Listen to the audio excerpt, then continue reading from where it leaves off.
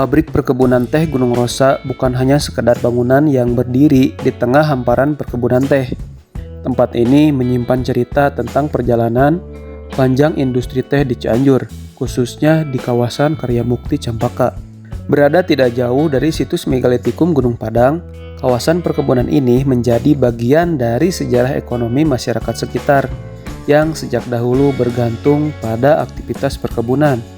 Gunung Rosa juga tercatat pernah menjadi salah satu sumber bahan baku teh dalam rantai industri teh besar di Indonesia. Namun, bagaimanakah kondisinya sekarang? Apakah aktivitas pengolahan teh di tempat ini masih berjalan, atau hanya perkebunannya saja yang tetap berproduksi? Itulah yang akan kita telusuri dalam perjalanan kali ini. Perjalanan kali ini kita mulai dari sebuah pedesaan yang masih diselimuti hamparan hijau. Sawah-sawah terbentang seolah menjadi karpet alami yang menghiasi perjalanan kami.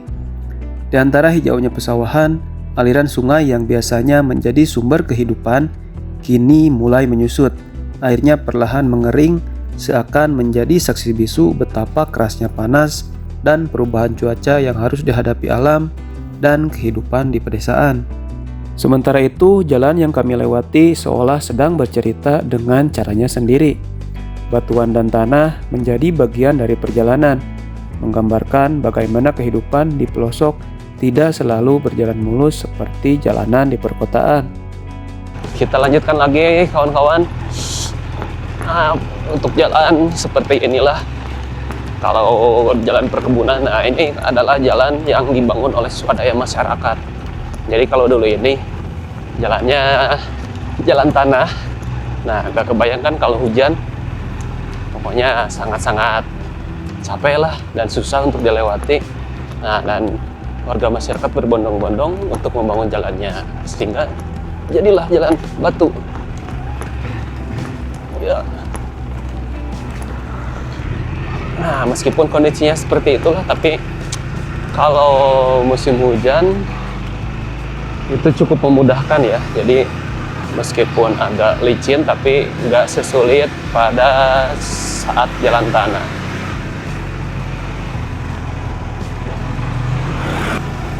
Nah, kemarin agak hujan tuh sedikit sesudah duhur, tapi hujannya entah nggak tahu kemana gitu. Cuman sedikit, nggak ada lagi. Padahal udah lama di sini nggak turun hujan, sekitaran berapa ya? Sebulan ada kali. Curug Cikondang rame. Nah, buat teman-teman yang belum tahu Curug Cikondang, silahkan request aja di bawah, nanti kita gaskan ke Curug Cikondang. Tapi hari ini kita nggak akan ke Curug lah. Nantilah pas hari-hari biasa aja, pas sepi, jadi kita ke Curugnya pas nggak ada orang. Let's go. Hamparan perkebunan teh terbentang begitu luas, hijau yang tumbuh subur di atas tanah, seolah menjadi sebuah lukisan alam yang tak pernah selesai diciptakan. Setiap pucuk daun teh yang bergoyang diterpa angin seakan menjadi saksi bahwa tanah ini pernah begitu kokoh, subur, dan penuh kehidupan. Namun, keindahan tak selamanya abadi. Jika manusia terus mengambil tanpa memberi kembali, jika alam terus dieksploitasi tanpa rasa peduli, maka bukan tidak mungkin semua yang kita lihat hari ini hanya akan menjadi sebuah kenangan. Jadi yang di depan kita itu galian tambang ya, yang dikelola oleh PT Cikondang Kencana Prima. Jadi PT-nya di sebelah sana tuh. Kalau dulu kan di sini memang ada tambang. Nah, adalah video yang kemarin-kemarin kita membuat tentang pertambangan kan. Nah, itu adalah salah satu tambang yang termasuk tambang ilegal. Ada juga tambang yang dikelola oleh PT yang secara resmi. Nah, sebelah sana nih, sebelah bukit sini ke sana sampai ke sana. Itu dari dulu juga memang ada, tapi memang operasinya nggak seaktif yang di sini yang dulu. Itu hanya beberapa hanya orang-orang yang berizin yang bisa nambang di sana. Yo. Jika lebih lengkapnya silakan tonton video yang saya buat tentang pertambangan ilegal yang ada di Gunung Rosa ini dan juga di Karyamukti ini. Nah, di sana sudah saya jelaskan beberapa bagiannya ya, termasuk ada juga beberapa korban pertambangan ilegal yang di sini nih. Nah, sini nih. Dulu itu di sini banyak orang-orang yang nambang. Nah, karena mungkin gimana ya, kurang safety apa gimana, jadi ada beberapa korban yang tertimbun di daerah sini nih, di bawah nih gitu. Kemudian sekitaran tahun 2015 ditutuplah tambang ini dan sampai sekarang. Kemudian yang di atas itu sekitaran 2025 awal, nah itu mulai digali lagi tuh oleh PT yang resminya PT Cikondang. Enaknya hidup di pedesaan itu seperti ini, cuacanya syahdu, alamnya hijau, kemudian sekarang panas juga enggak, hujan juga enggak, pokoknya mantap, Masya Allah. Kita cari tempat-tempat yang bagus lagi dan tempat-tempat yang indah untuk menemukan sunset. Mantap. Nah, kita arah sini aja. Kalau ke sana tadi itu masuknya ke PT Cikondang Prima dan juga ke Desa Karyamukti. Sampai ke Gunung Padang, bisa juga sampai ke Cileber, Sukabumi. Yuk kita lanjut saja. Oh, di sini ada gerbang ikonik. Gerbang ikonik Gunung Rusa. Kita ke sini.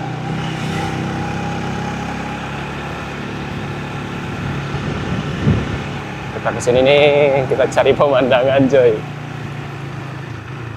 Ya. Kirain panjang gitu. Balasannya ternyata cuman sedikit. Jalan ini adalah jalan menuju ke Kampung Gunung Rosa dan juga menuju ke pabrik perkebunan Gunung Rosa ini. Nah, di sini kampungnya nggak kelihatan, coy. Nyungsep. Kampungnya banyak yang di lembahan.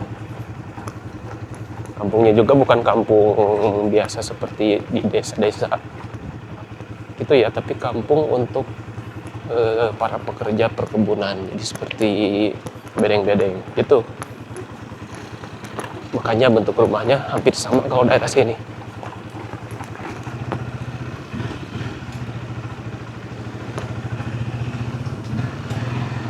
Kita ke atas dulu. Perkebunan Gunung Rosa adalah perkebunan teh bersejarah di Desa Karyamukti, Kecamatan Campaka, Kabupaten Cianjur, yang berjarak dekat dengan situs Gunung Padang. Perkebunan ini awalnya dibangun pada era kolonial oleh keluarga Van Moortman dan kini berada di bawah naungan unit bisnis agribisnis yang memproduksi teh berkualitas.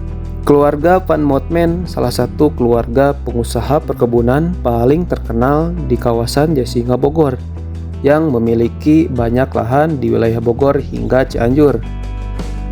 Dan pada tanggal 18 Juli 1990, perusahaan ini resmi beroperasi sebagai PT Perusahaan Perkebunan Gunung Rosa Jaya. Sejak dekade tahun 1980-an, perusahaan ini melakukan perluasan area tanaman, modernisasi pabrik, dan juga peningkatan investasi secara finansial. Ada beberapa alasan mengapa tanaman teh di perkebunan di Indonesia sangat digemari, dikarenakan faktor geografis dataran tinggi, apalagi di Cianjur yang sangat ideal memenuhi syarat pertumbuhan tanaman secara optimal. Adapun beberapa faktor yang menjadi alasan kenapa budidaya teh di kawasan tersebut meliputi yang pertama, faktor geografis dan iklim yang sesuai, di mana di perkebunan teh Gunung Rosa ini memiliki ketinggian yang ideal, yaitu sekitaran 1000 meter di atas permukaan laut. Tanaman ini membutuhkan ketinggian khusus agar menghasilkan kualitas pucuk yang terbaik. Dan itulah tadi sedikit informasi tentang perkebunan teh Gunung Rosa. Jika menurut teman-teman video ini bermanfaat, silakan untuk like, subscribe, dan juga bagikan kepada kawan-kawannya. Dan jika menurut teman-teman tidak suka, silahkan diabaikan saja. Sampai jumpa di video selanjutnya.